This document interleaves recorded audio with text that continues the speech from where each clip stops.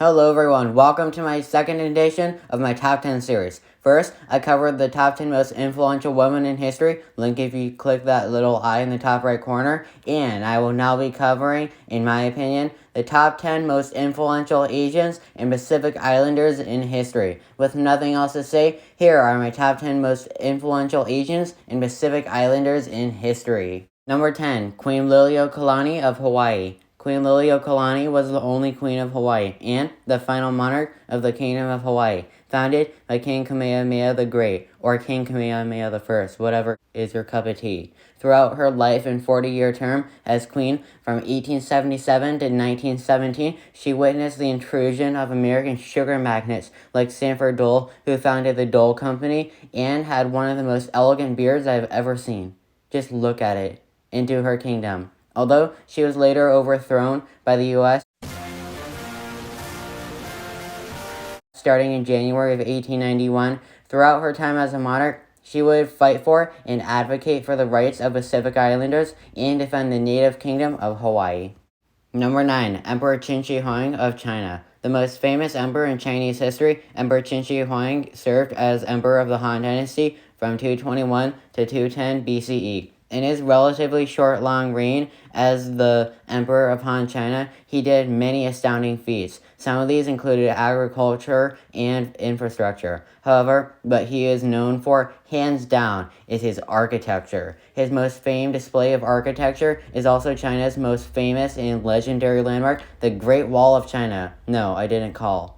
Over the next 1,000 years, emperor after emperor would join together, building Qin Shihuang's Great Wall, eventually killing over 500,000 people in its construction and having a lot of people be buried inside of it. Anyways, it was built because the northern barbarians were murdering a lot of people. By the end of his reign, he built his next most famous monument, the mausoleum for himself. In it, you can find the famous terracotta army, consisting of over 8,000 figures, each modeled after a real person. Oh, and his mausoleum has actual traps in it, not saying the B word because of old what's-her-face, including bows and water pits. In the end, he constructed and maintained a great China. Number 8. King Kamehameha I, or the Great of the Kingdom of Hawaii. King Kamehameha reigned from 1782 to 1819 as the first king of the unified Hawaiian kingdom after uniting most of the Hawaiian Islands except for Niihau, which is owned by a rich white family because of history, and Kauai, something that the locals were very, very proud to tell me while I was there. Kamehameha also told the British to kind of mind your own business and we'll mind our own business. His legacy lives on in the Kingdom of Hawaii and in the holiday dedicated to himself called Kamehameha Day on June 11th, on which I will be making history about nothing. I said nothing. Number 7. Tokugawa Ieyasu. If you didn't just recognize that name, well then I will explain who this person is. Tokugawa Ieyasu was a military commander, or a shogun, in Japan during the 1500s and 1600s. During his term as shogun, from 1603 to 1605, he finished the reunification of Japan, which was started by Oda Nobunaga and Toyotomi Hideyoshi. He also maintained order by crushing enemies, allowing for a mostly peaceful and prosperous Japan. Number 6. Confucius. Confucius was one of, if not the most famous contemplatives in Chinese and Asian history. During his life from 551 BCE to 479 BCE, he developed a new view on the world around him. That view included being kind to all, promoting peace, and ending unrest. This would later culminate in the eponymously named religion Confucianism, which now has 6 million devotees today, promoting the teachings of Confucius.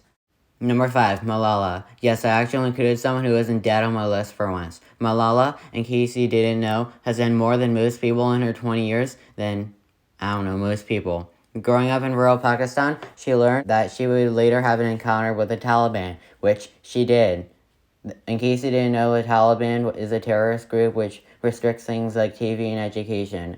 Anyways, during her encounter with a Taliban member, she was shot in the head. The guy who shot her was later killed by a drone strike. Anyways, she later moved to the UK to recover, after she began advocating for the rights of young women. To this day, she has fought for the rights of getting a proper career in school for many young girls in her home of Pakistan and globally. Number 4. Emperor Hirohito of Japan. Although his name brings back bad memories of those who know a thing or two about his foreign diplomacy, he certainly wasn't only bad. During his reign as Emperor of Japan from 1926 to 1947, he did quite a lot as far as Japanese emperors go. Firstly, he opened up Japan to the wide world, ending Japan's isolationism, arguably. They went through multiple phases of that stuff.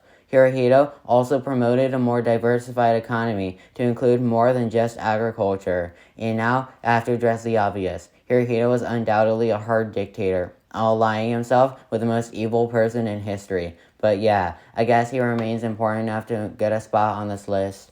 Number 3, Genghis Khan. Yes, it's Genghis, not Genghis. Get it right. Once again, this might be another shocker. Genghis Khan was arguably the most consequential Asian historical leader for either the better or the worse. He ruled as Khan from 1206 to 1227 under the Mongolian Empire, which, through hundreds of wars, campaigns, battles, and military offenses, became the second largest empire in history after the British Empire in terms of land area. Also during his life, he, according to Mongolian tradition, had 40 sons, which gradually multiplied to include so many descendants that 0.5% or 16 million men are directly descended from him via one of his 40 sons, which is quite impressive. Genghis Khan's legacy lives on not just in the empire he built up, but also in his millions of descendants today.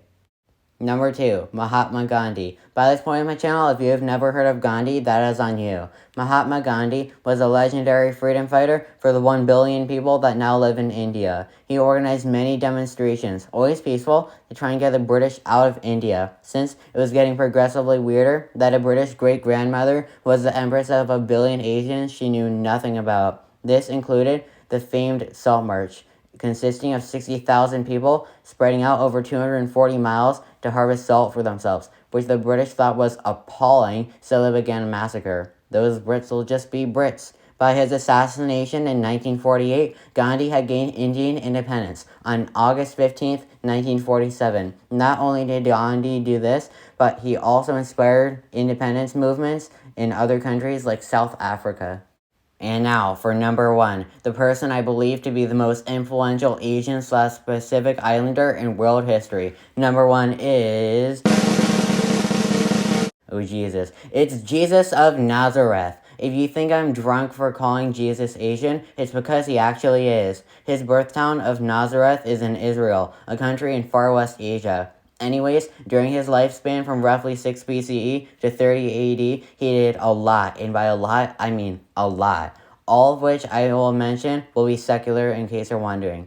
First of all, Jesus ended the period of paganism across Europe and some other continents. Later on, he established himself as the most notable figure in what is now the largest religion in modern history, Christianity, at 2.6 billion adherents, or 31.11% of the global population. Christianity is by far the largest religion with the most followers, just beating out Islam. Fun fact, China is projected to become the most Christian nation in the world by 2030, mostly with underground followers, even beating the US. Even to this day, Christianity influences aspects of life in its 37 million churches and how it can either make peace or cause tension in very safe, very peaceful places. So yeah, Jesus. My number 1 most influential Asian/Pacific Islander in history is Jesus. And with that, that was my top 10 most influential Asians and Pacific Islanders in history. I hope you enjoyed this special video in time for Asian and Pacific Islander History Month. In case you are wondering how I chose these people and put them in this order, I considered each person's accomplishments and how much of those accomplishments still affect us today. The less, the lower in the rank, and vice versa. So, for Qin Shihuang, for example, will a very big wall affect us today, or will a person who established the largest religion in history affect us today more? Anyways, I hope you enjoyed this video. As for what is coming up next, my next video will be a special one. It will be my 7th anniversary on YouTube special. In it, I will give updates on my channel, begin taking suggestions for future history videos, and more. It will come out on May 11th. Thanks for watching.